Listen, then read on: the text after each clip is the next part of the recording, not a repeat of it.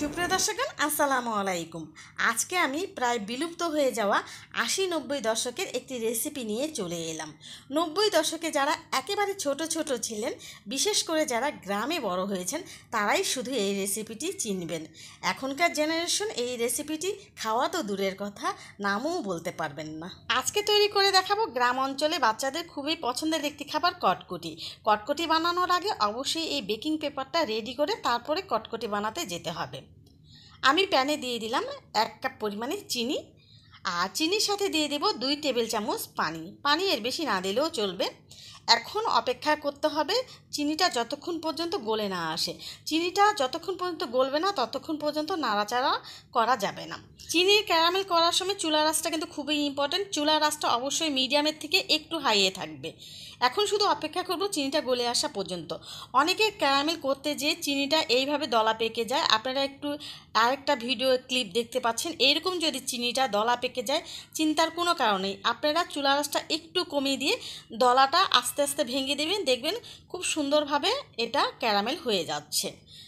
আর এখানে দেখতে পাচ্ছেন আমার কিন্তু চিনিটা গলে গেছে। চিনিটা গলে যাওয়ার পরে যখন একটু কালার এসেছে, ঠিক সে পর্যায়ে কিন্তু আমি স্প্যাচুলা দিয়ে ক্যারামেলটা নাড়াচাড়া করছি। এই যে দেখুন আমার ক্যারামেলটা কিন্তু হয়ে গেছে। এবার আমি চুলা থেকে নামিয়ে নিব।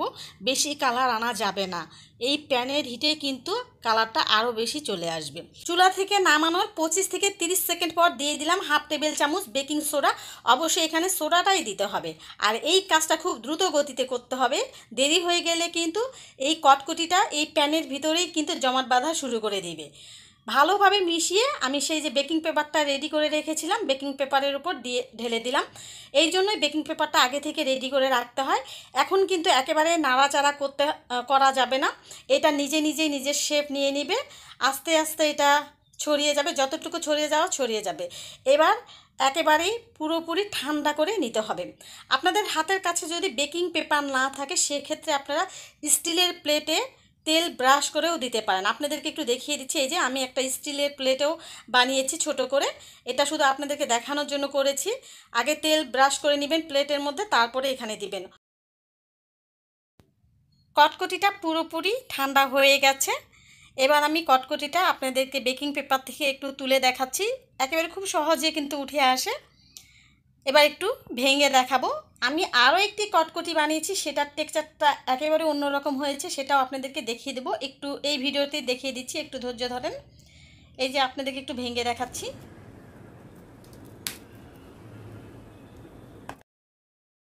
ভেতরে দেখেন কতটা জালি জালি হয়েছে, মাশাল্লাহ। আরও বেশি জালি জালি হবে। আপনাদেরকে আরও একটি রেসিপি যে দেখাবো সেটাতে আপনারা দেখতে পাবেন। এটার কিন্তু অরিজিনাল টেক্সচার এটাই।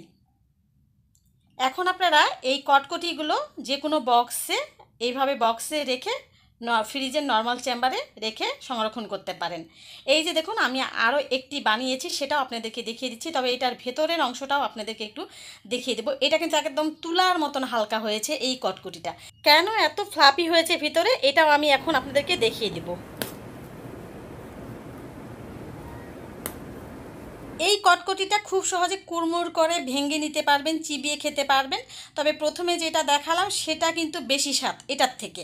এটা এই যে দেখুন এটা কেন হয়েছে, আপনারা একটু দেখেন ক্যারামেলটা অনেক বেশি ফ্লাপি হয়েছে। ফ্লাপি হওয়ার কারণ হলো এই ক্যারামেলটা আমি চুলা থেকে নামানোর সাথে সাথে বেকিং পাউডারটা দিয়েছিলাম। আপনারা যদি সাথে সাথে বেকিং পাউডারটা দেন তাহলে খুব বেশি জালি জালি হবে এবং একেবারে হালকা হবে এই কটকটিগুলো। একটু দেখে নেন, এটা আর প্রথমে যেটা দেখালাম সেটা কিন্তু একেবারেই আলাদা।